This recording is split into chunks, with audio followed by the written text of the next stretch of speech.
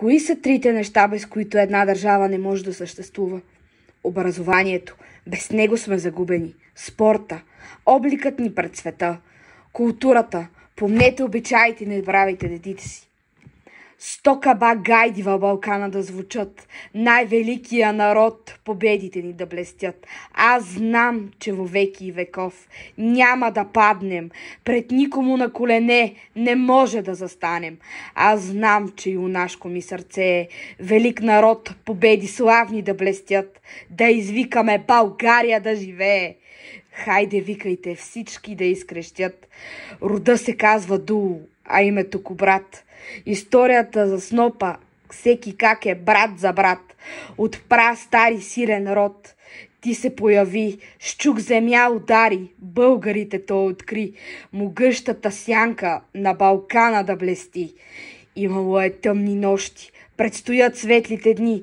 За хана Аспаруха, кажи ми кой не знае, ние нямаме разруха. По-добре е да си траеш.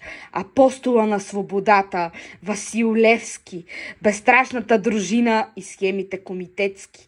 Ако загубя, губя само и само себе си.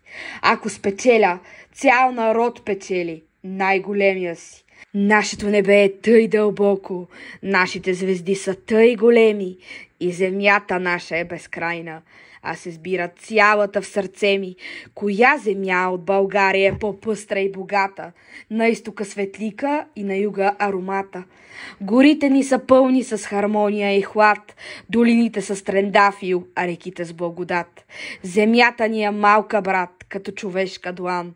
Датата е 3 март, всичко ни върви по план.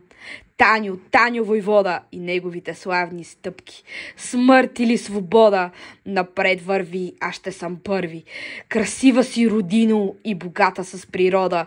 Имаш славна история, славен ти е народа. Тука е отбора на Петко войвода. Капитана е начело, казах смърт или свобода.